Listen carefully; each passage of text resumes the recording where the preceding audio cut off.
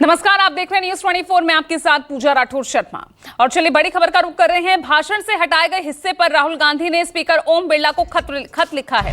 बड़ी खबर आपको बता रहे हैं, ओम बिरला को राहुल गांधी ने यह पत्र लिखा है और पत्र में टिप्पणी को बहाल करने का अनुरोध किया है। भाषण के हिस्से को हटाए जाने से स्तब्ध हूं, ये कहा राहुल गांधी ने उस चिट्ठी में। ये संसदीय लोकतंत्र के सिद्धांतों के खिलाफ है। तो देखिए, उसी चिट्ठी की कॉपी भी हम आपको दिखा रहे हैं जो कि राहुल गांधी ने स्पीकर ओम बिरला को लिखी है, जिसमें वो साफ तौर से कह रहे हैं कि ये संसदीय लोकतंत्र के सिद्धांतों के खिलाफ है।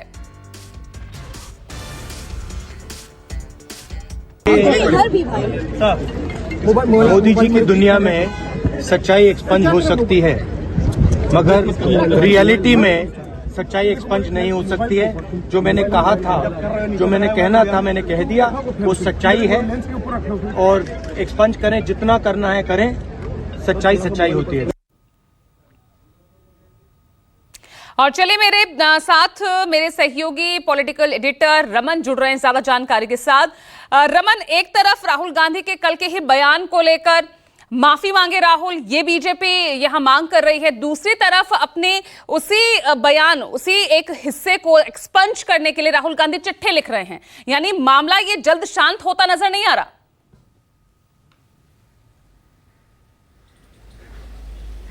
बिल्कुल, ये मामला शांत होता नजर नहीं आ रहा है पूजा। और क्योंकि राहुल गांधी ने जैसे ही संसद भवन पहुंचे थे, जब मीडिया ने उनको ये जानकारी दी कि उनके भाषण के अधिकांश हिस्सों को हटा दिया गया है, रिकॉर्ड से हटा दिया गया है, तो राहुल गांधी ने कहा कि सच्चाई को नहीं हटाया जा सकता। लेकिन उसके बाद राहुल गांधी ने चिट्ठी लिखी लोकसभा अध्यक्ष को, और लोकसभा अध्यक्ष की लिखी चिट्ठी में आश्चर्य जताया इस बात पर कि आखिरकार उनके द्वारा कही गई बातों को रिकॉर्ड से क्यों हटा दिया गया और हटाने का आधार क्या है। क्योंकि इससे पहले जब अनुराग ठाकुर ने अपनी बात कही थी, तो अनुराग ठाकुर के बयान में कई ऐसी आपत्तिजनक बातों का जिक्र था, जिसको लेकर कांग्रेस पार्टी ने आपत्ति भी जताई और आज उसको लोकसभा में रेज भी किया। लेकिन सिर्फ एक शब्द को हटाया गया, एक शब्द को एक्सपंज किया गया, एक शब्द को रिकॉर्ड से हटाया गया। लेकिन राहुल गांधी के अधिकांश वक्तव्य के हिस्सों को रिकॉर्ड से हटा दिया गया। उस पर राहुल गांधी को आपत्ति है। कांग्रेस पार्टी के नेताओं का कहना है कि सरकार के दबाव में ये फैसला लिया गया है और सरकार नहीं चाहती कि राहुल गांधी के भाषण का जिक्र जो है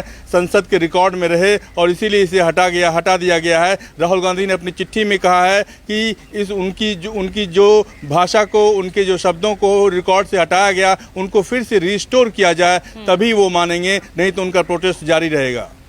ठीक है, तो यहाँ भी लड़ाई और उधर भी लड़ाई लड़ने को तैयार विपक्ष नजर आ रहा है। रमन, लगातार बने रहिएगा और वहीं मेरे सहयोगी रमन कुमार लगातार बने हुए हैं। रमन, मुद्दे तमाम वही थे, चाहे रोजगार का मुद्दा हो, पेपर लीक का मुद्दा हो, अग्निवीर का मुद्दा हो, जातिगत जनगणना हो, आरक्षण की बात हो। कल राहुल बरसते नजर आए तो आज अखिलेश खूब गरजे।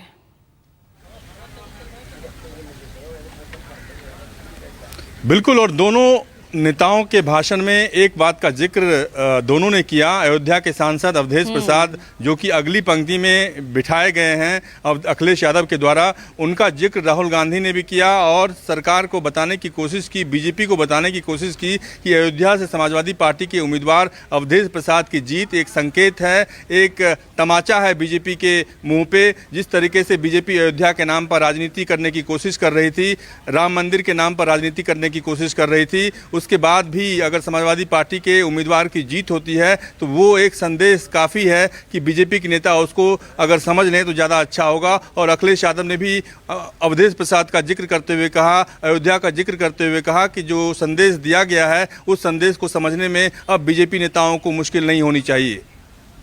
बिल्कुल, तो यहाँ पर जिस तरह से कल राहुल गांधी डायरेक्ट हिंदुत्व को लेकर अटैकिंग मोड में दिख रहे थे, आज बस अवधेश प्रसाद के जरिए अयोध्या की याद दिलाते हुए प्रेम का पैगाम लेकर आए हैं। इसके जरिए शायरी के थ्रू आज उन्होंने थोड़े हल्के माहौल में तीखे तंज कसे, ये कहा जाए ना रमन। बिल्कुल, आप कह सकती हैं कि अखिलेश यादव ने शायरी के अंदाज में तल्ख तेवर बिना दिखाए अपनी बातों को उन्होंने सामने रखा और सरकार को, सत्ता पक्ष को संदेश देने की कोशिश की कि अहंकार के मद में आप मत रहिए, क्योंकि अहंकार आपका टूट चुका है। इस बार का जनादेश बिल्कुल साफ है। इस जनादेश के जरिए उत्तर प्रदेश की जनता ने ये दिखा दिया है कि समाजवादी पार्टी और कांग्रेस पार्टी गठबंधन को जितनी सीटें आई है, उस सीटों के जरिए हम ये संदेश देने की कोशिश कर रहे हैं। बिल्कुल, यहाँ पर अपनी संख्या बल, अपनी मजबूती और साथ में अपनी एकता का भी एक संदेश यहाँ पर देते जरूर इस बार पूरा विपक्ष नजर आ रहा है। बहुत बहुत शुक्रिया आपका रमन इस तमाम जानकारी के लिए।